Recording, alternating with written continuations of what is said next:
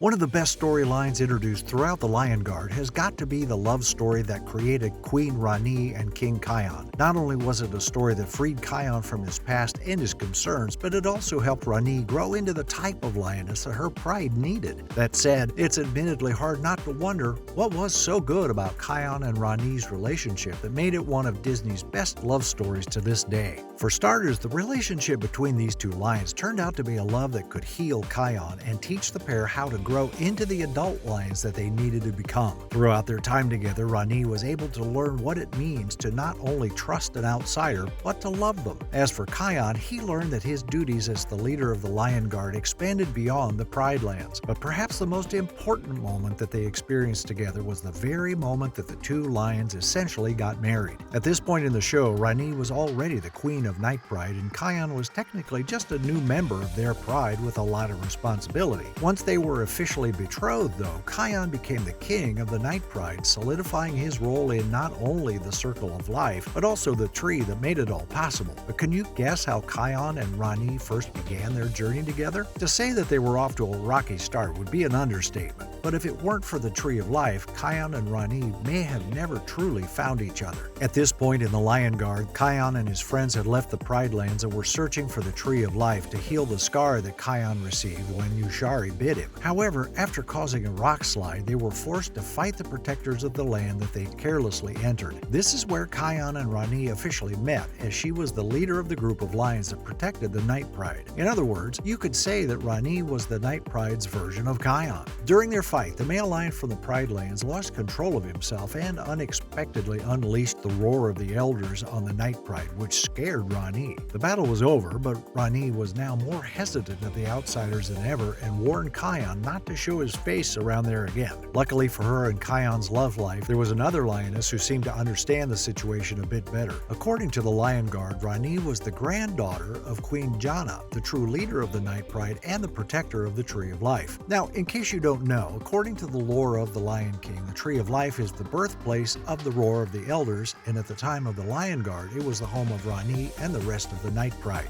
Unlike the Pride Lands, the Tree of Life holds multiple biomes, including a bamboo forest, snowy mountains, and large jungles. So it's easy to see why Rani, Jana, and the rest of their pride were so protective of it. However, once Jana heard that one of the outsiders used the roar of the elders, she told Rani and the other lions to let them in. Rani was reluctant at first, but Jana quickly warmed up to Kion and the rest of the Lion Guard and even agreed to heal them, though it would take some time. As Kion and Rani were forced to work together to protect the area surrounding the Tree of Life, the pair slowly grew on each other and proved that they could make a good team. But do you think either of them realized just how much their relationship would blossom? Sadly, it took the actions of the Circle of Life to show Rani and Kion how strong their connection was and to push them to become the lions they needed to be. After Kion and his friends managed to earn their place among the Night Pride, he and Rani would soon learn that the queen was reaching the end of her life. After they managed to push a group of predators out of their territory, Rani, Kion, and the rest of their group were called to a meeting with Jana. When they got there, though, it was clear that Jana was calling them to say goodbye. Queen Jana spoke to Kion first and let him know that he always had a place among the Night Pride, making me wonder if she already knew that he was going to fall in love with her granddaughter. After that, the queen addressed her pride one by one, informing them of their roles in the days to come and what she hoped to see out of them from the kingdom in the sky. Of course, she saved her most important conversation for last, the one with Rani. Queen Jana explained that she would be passing down the title of queen to Rani and that with the help of her family and friends, she would do a great job filling in her gray paw prints. After Jana took her last breath, the hearts of the lions around her broke. But out of all the heartbreak, Rani and Kion confided in one another and shared a special bonding moment. Little did either of them realize that they would both need to help each other out in order to become the lion and lioness that Queen Jana and the Night Pride needed. But how exactly did the growth they experienced from the queen's death affect their love and relationship? Well, in order for Rani and Kion to see how much they loved each other and how important their love was, they had to prove that they both knew how to be good leaders. Believe it or not, that actually started right after Queen Jana moved on to her next phase in the Circle of Life. As Rani was unsure of how she would be as a ruler for her people, Kion let her in on a little secret. The young lion let Rani know that he had similar reservations when he was made the leader of the Lion Guard. He was unsure of how he would lead or if he would even be able to do it in the first place. But with the help of those around him, he was able to bring up a strength from within himself that he knew she would find for herself as well. Through the support that Rani got from Kion, the Lion Guard, and the rest of the Night Pride, she was able to take her place on the throne and be fully accepted as the new queen of the Night Pride. Becoming the new queen meant that Rani shifted her focus onto what best benefited the Pride, which caused her to quickly realize that meant keeping Kion close to her. After she became queen, Rani offered to let him and the Lion Guard stay as long as they wanted.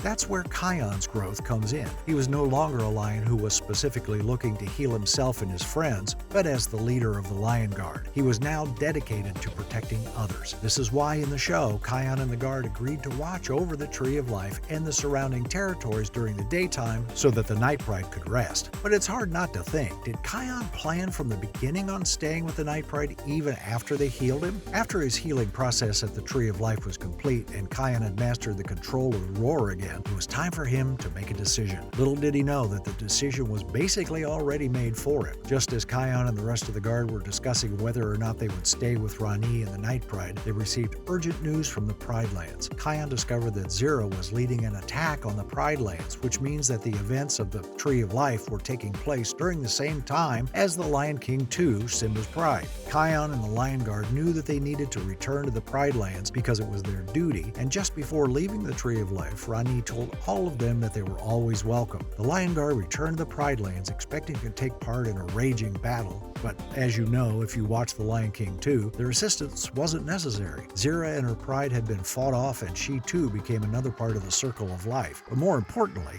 the Pride Lands were safe. To Kion's surprise, though, he and his friends were no longer the only Lion Guard. While most of the members of Zira's former Pride had simply molded into the Pride, some rose to the top. This included Vitani, who at this point in the story had started her own Lion Guard. This changed things for Kion, who still couldn't keep Rani off his mind. After a long talk with his sister Kiara and some time to think about it, he was ready to officially pass on the mark. Kion and the rest of the Guard passed on the mark of the elders to Vitani and her new group of guards before officially starting the next part of their lives. Kion returned to the Tree of Life and was not only welcomed with open arms, but became accepted as their king to rule alongside his queen, Rani. The pair started their relationship at odds with each other, with Rani viewing Kion as just another threat to the Tree of Life. But by spending time and growing together, the pair learned that they were mirrored reflections of each other and that they were both stronger and happier together. The ending of their story together was a particularly warm-hearted one, and it managed to wrap up the storyline of the Tree of Life and the Pride Lands at the same time, all while connecting it to the mainstream Lion King movies. All in all, Disney did an amazing job with the series, and I personally didn't expect to enjoy the Kion-Rani love story as much as I did. What do you think of the love story between Kion and Rani? Is their love as strong as Mufasa and Sarabi's? Be sure to let me know what you think in the comments below.